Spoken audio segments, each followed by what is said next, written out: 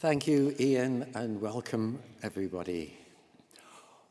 What better way to start an evening of this year's cutting-edge poetry than with an old-fashioned vocative O.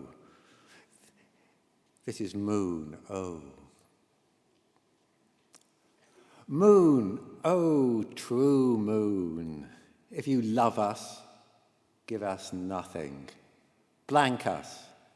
Don't disclose a wink of water, not a glitter speck of ore.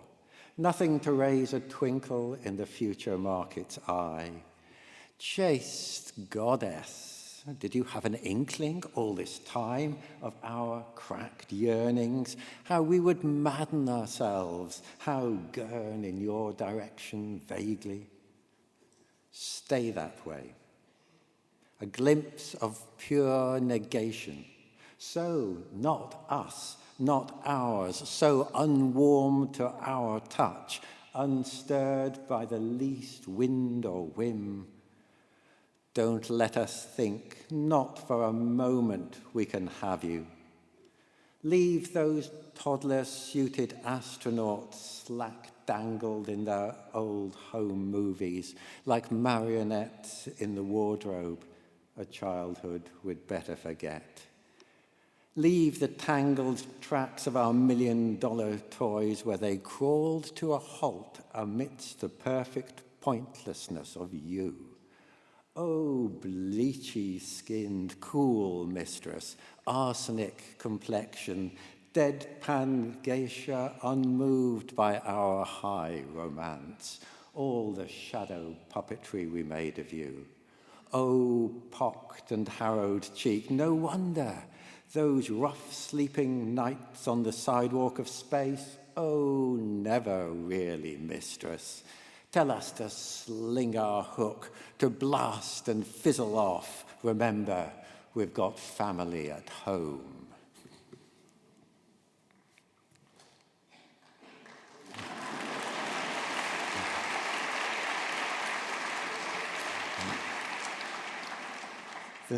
The last few years have been a strange upending of closeness and distance. At times, some of our nearest and dearest have been out of reach, while some kinds of the world's distance have been coming very close to home.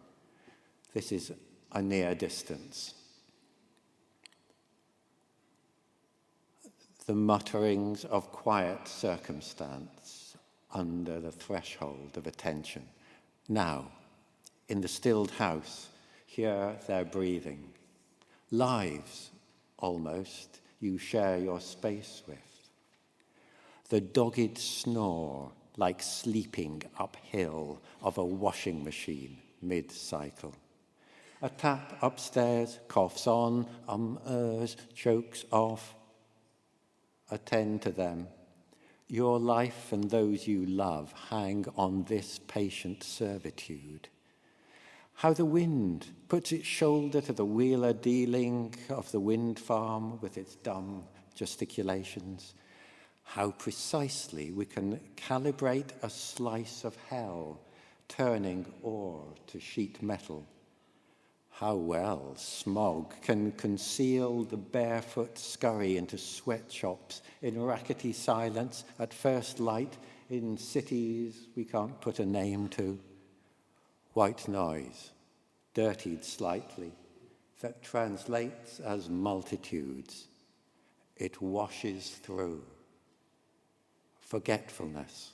It's a catch in the throat of storm drains, gutters frothing, rusty outfalls in the dark, the flicker of the broadband router dreaming your life into being, the wink of it, a marker light far out in the sea lanes near dangerous shoals.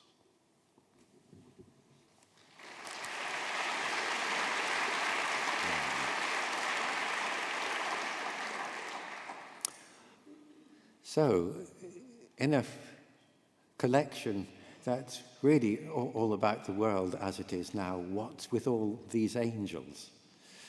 It depends what you mean by angel. You must decide. But here I'll end with 3 of the rather more than 13 angels in this book. A glassy thing, an angel, quite see-through, exquisitely ground, like a lens. What you see is not it, but through it, world refracted, clarified.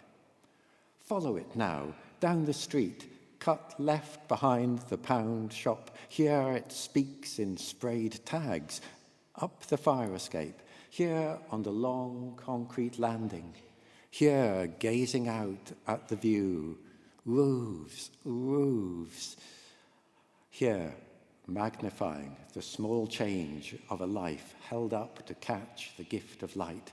Or it throws us into long perspective without warning. We grow microscopic.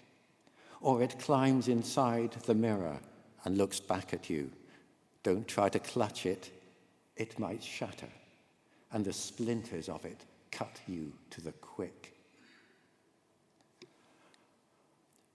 Who'd have thought